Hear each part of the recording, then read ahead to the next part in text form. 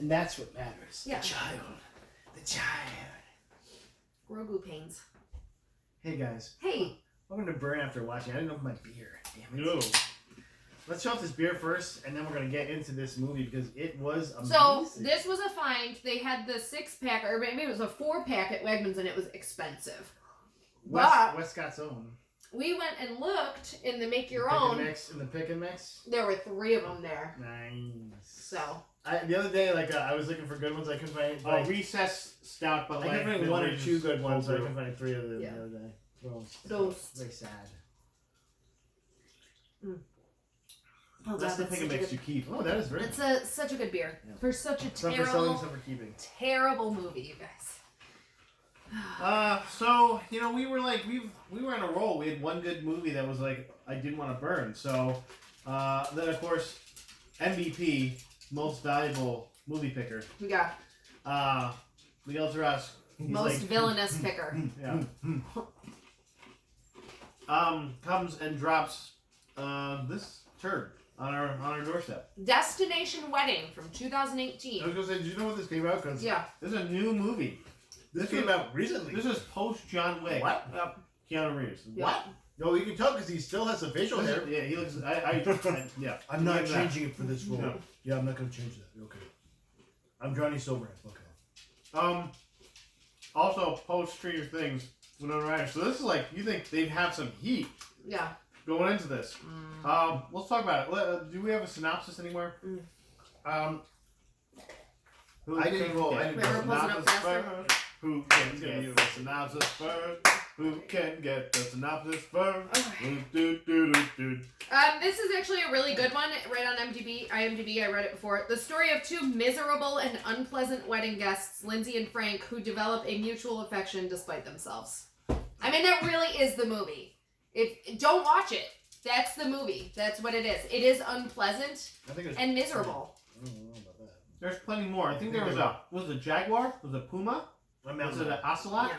Was it a cheetah? A It's bear? not a No, fucking I know it's a cheetah. mountain lion. It's but not a fucking they're in cheetah. California. The only place that they're gonna get, the only thing they're gonna get there is a mountain lion, maybe a lynx. Winona Ryder doesn't know animals. That's her thing. She Yeah. doesn't know animals. Okay. She doesn't know anything. None Is of them do. apparently her thing None in of this them movie. really do, but Keanu Reeves' character is just more confident. Frank is So, just more confident. The first thing I wrote was, Frank and if you had never seen these 2 people act before, like you've never seen them before, you would think this was like their first movie they'd ever done. Like that's how wooden they were, like right from the beginning.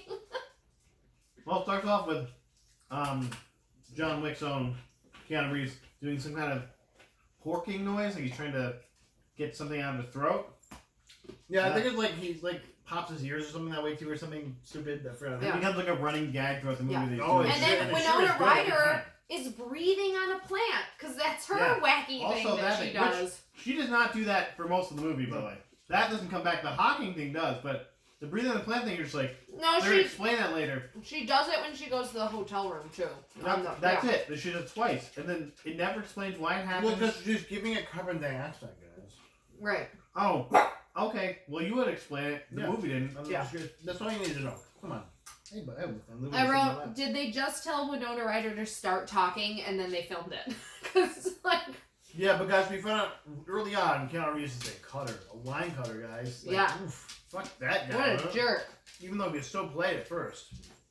I wrote, they hate each other. Oh. No, and I wrote, well, I really hope these 2 fall in love. Yeah. And so, okay, so they're getting on an 8-person plane to go to this. What the fuck? Little Yeah, place. 8-person plane. Also, you're like, oh, this got to be like some little island in the Caribbean. It's a place in California. That you can drive to. It's Yeah. not like you cannot drive there. That's called affluence. Yeah. Yeah, Exactly. so I'm like, okay, they're going on an 8-person plane. Yeah.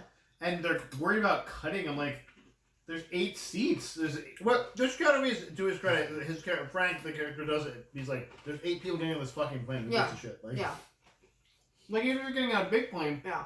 seats are usually assigned. But if you're getting on a small plane, there's only 8 seats. So. I love that they had title cards, because I really miss title cards. I think they, are a big part of a movie. And This movie is like a giant nothing fight, and I think that's what makes it the worst. Is you're just like, what are they even fighting about? I don't even fucking get any of this. what I do love, too, is that They were supposedly the first two waiting because she was the first in line and then he cut in front of her, but they still end up in the back of the plane together. Yeah, which means like either they had assigned seats or when it what. opened up, there was people like around the area, but of course none of them were worried because there's only 8 seats. It doesn't really matter. Like. Also, that begs the question because it was a much larger than 8-person wedding. Did he like send private planes for all the people? Yeah, how rich is this fucking it was guy? really weird that they caught the same plane and like we're together pretty much the whole time. But and then they talk about that like how it is really a lot of super wealthy people. So. It's part of the allure, like these guys are gonna have a romance.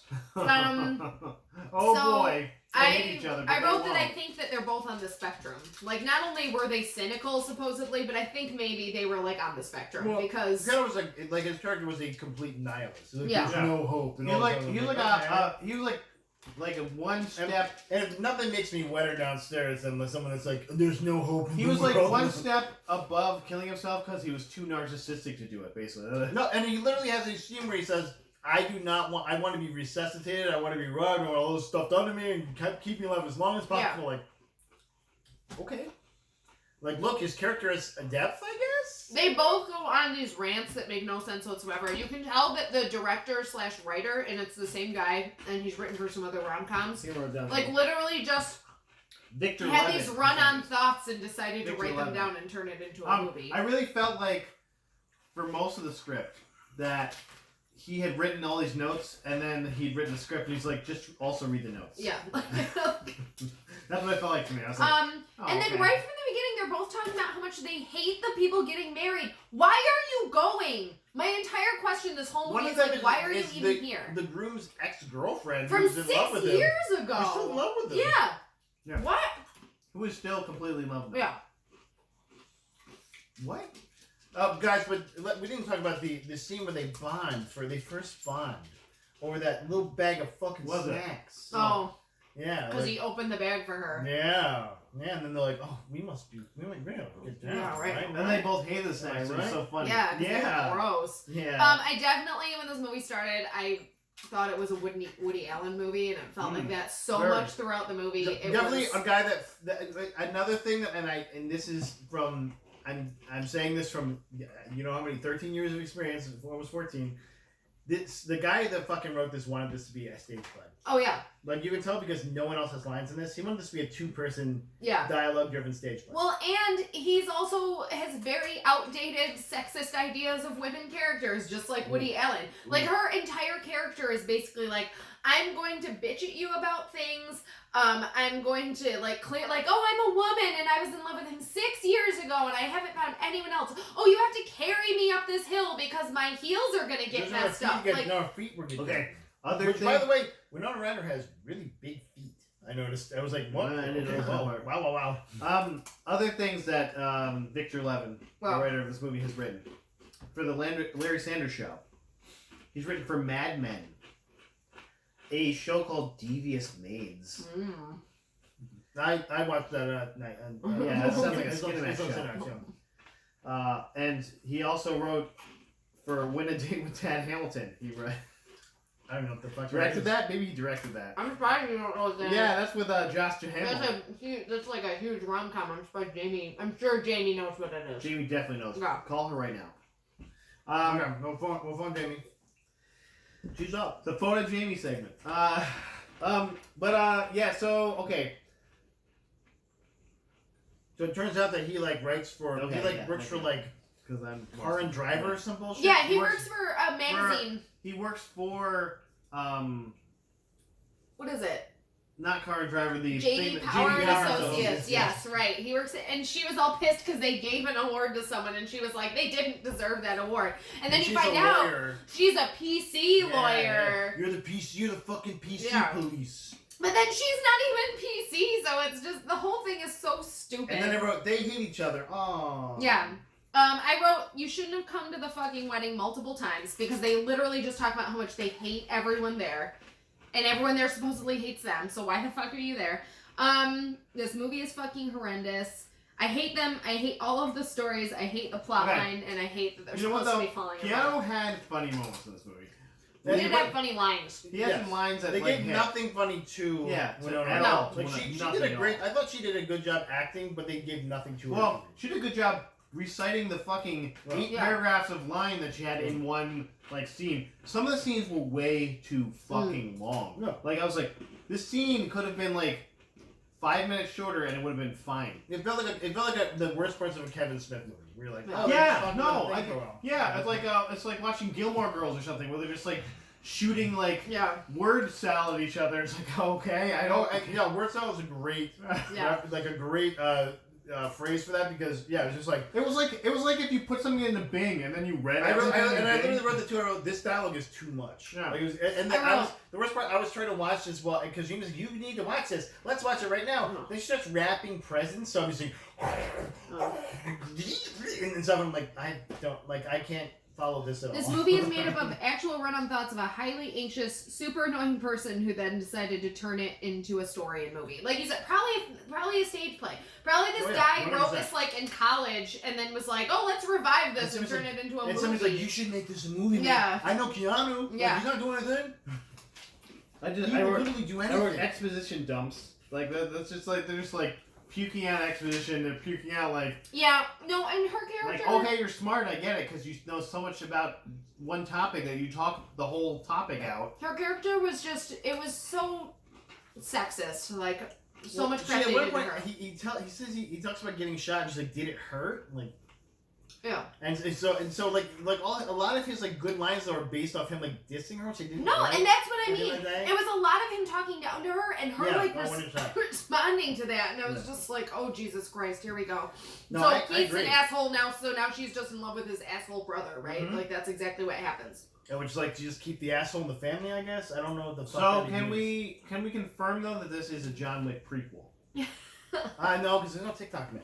He'd be in it. He wasn't in the prequels. He was in the sequels though. You know what? Maybe Winona Ryder was the wife that got killed, or whatever. No, see, if they would have got a dog at the end, I would have believed it maybe. But there's a dog. They should have been we don't want a cat because of the cougar. We want a dog. Yeah. We don't we're dog people. Her character is weak and lame and annoying. Oh, okay. So we get to the part where they come to the mountain lion, right? And then after that, their adrenaline is so high they decide that they're gonna do it, right? This is the reason I picked this movie for. Right. So I was playing Cyberpunk, and in the background I hear this bullshit. I was like, what? Yeah. What? So. What? But they do the whole thing of pushing each other away and then kissing and then pushing each other away and then this again, another scene that went on way too long. Way too long. This was the worst fucking sex scene ever. I literally wrote down, I may have at some point in my life wanted to see either Keanu Reeves or Winona Ryder having sex, maybe even together, but now I never ever want to see either of them have sex ever again. I'm just done. If that guy had a boner during that, he's a fucking maniac. Yeah, that's what I told you. I'm like, this guy's a fucking sociopath. So they have, she's wet and he's hard. They continue with the entire conversation through the sex scene, and at one point they even talk about his mother, multiple times. They talk about his mother. His mother. And then she screams no. They're not that far away from the wedding, by the way. Screaming no. Yeah. And she's just screaming no in a field as he plows her. And, okay. But it's not no because she doesn't want it. It's because she's a negative person. That's what she says. So, I wrote, I guess at least they did that. I guess I now hate Winona Ryder and Keanu Reeves. It will never change. That's what this movie's also, brought to life. At one point, Keanu Reeves, during the sex scene, by the way, mistakes a tarantula for a crab? Yeah, those are nothing alike. Yeah. Because the crab here, you're in the middle of fucking California. Yeah. You're not on the beach, you're in the middle. And also, a crustacean doesn't look like a spider, man. It doesn't. It just doesn't. You can't convince me. Not at all. I don't. She didn't know what a fucking mountain lion looked like, and she lives in. Does she live in California? Yeah, they live in. You know what a fucking mountain lion is? Yeah. Then? No, I know. So then they get back to her room or his room, I can't remember, and they're in bed together. Oh, sorry. There's one more thing in the sex scene, which I thought was really funny. She when they're really getting into it, and she goes, "Oh, you look like you're going through." Yeah. I just laughed during that. Yeah. I wrote, when does the killing start after that? Oh, there were also multiple times in this movie where we paused it to see how far through we were because we were hoping that it was. I felt like rather we getting long. like longer and farther away from the end. Like each time we stopped it. And so they like each other because they fucked. Which is, it's the most realistic thing that's happened in this movie, honestly. I hate when they have to do the whole, like, she has to be like, tell me I'm pretty, tell me what's so attractive about me, please. To be honest, I got why they were trying to hang out after they had sex. Yeah, that didn't bother me so much. I got it. They were like, we have no one else to hang out with. There's no way this this thing. couple would ever be able to stay together, ever. Like, they already established how they hate each other. Yeah, exactly. That's how I felt. It's like just choking on... Like, my favorite line was because they're laying in a bed. She's wearing flannel pajamas and he's wearing black because he's a nihilist.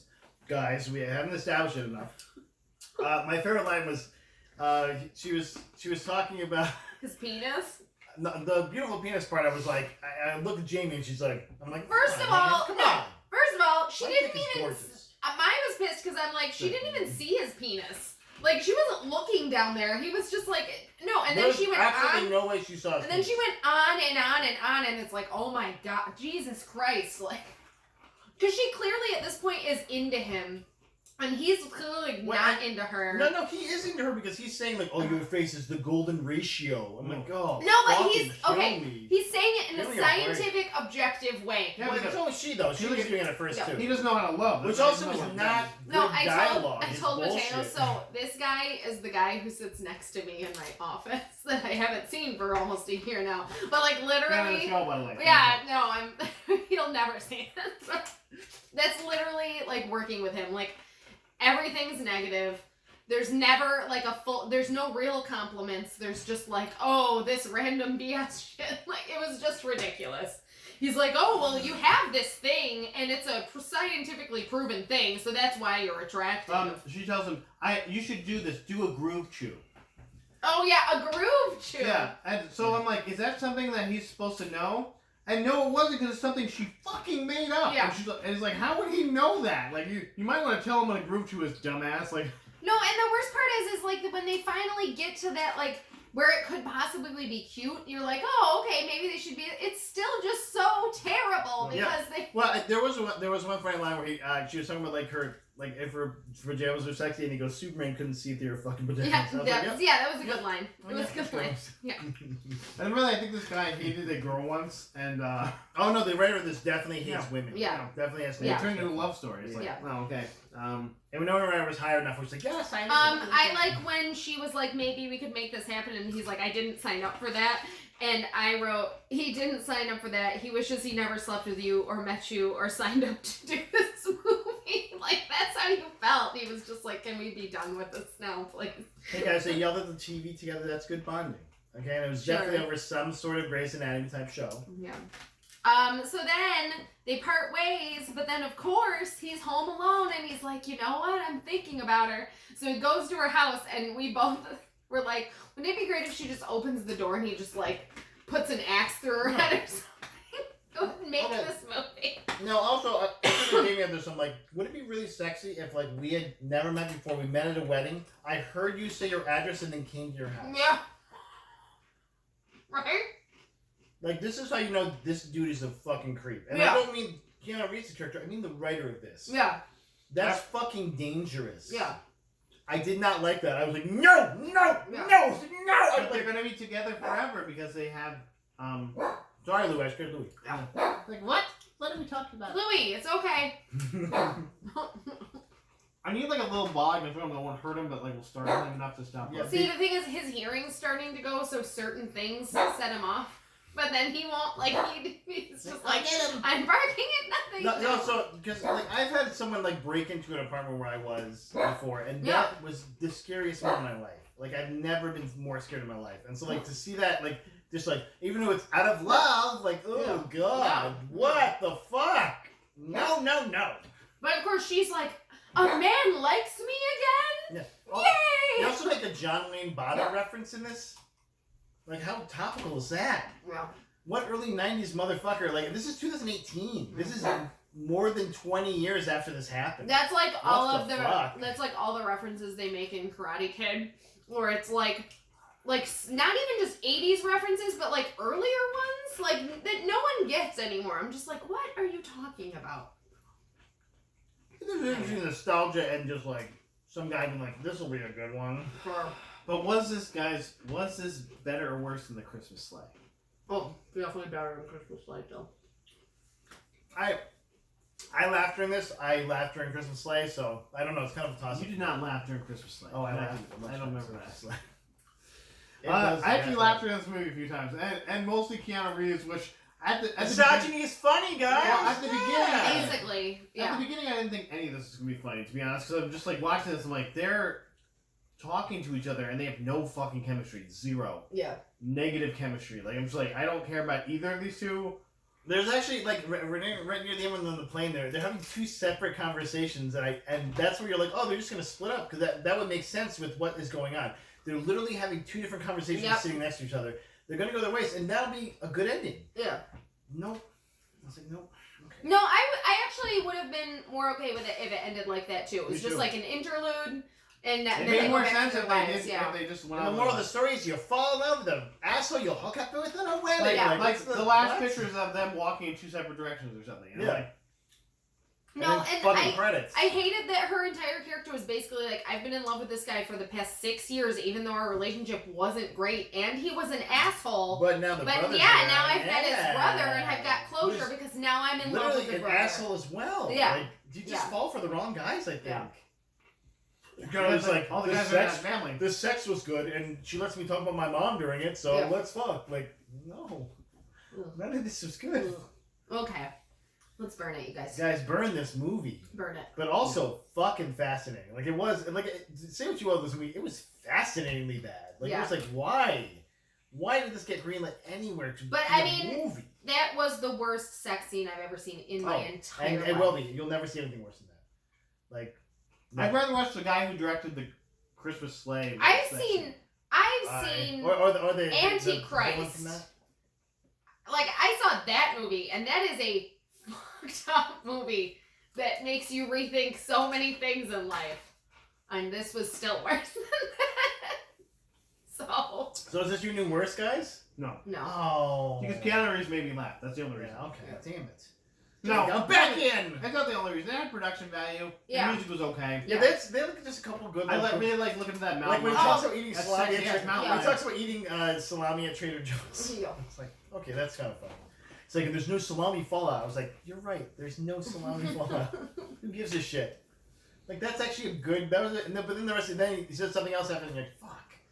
Back to this bullshit. Yeah, and her lines were all basically like, I've got really low self-esteem, and I was in love with your brother. What if the real destination is us? Yeah. Yeah. Like, there's like all this puke coming out of me. I'm like, no wonder you haven't had a man for the past 6 years. Fuck! Yeah. And like, if I was Keanu Reeves, I'm like, fuck you! And he's like, you're never gonna get a man talking like that. Like, I would have rather just watched Shiny Silverhand as a character, though. At least funny. Hey, go fuck off. Yeah. Yeah, don't watch it. What? Lighters? Burn this. Well, burn it, please. Thanks for stopping by, guys. A unanimous burn. We haven't had that in a while. Stay classy. It's in typhoon.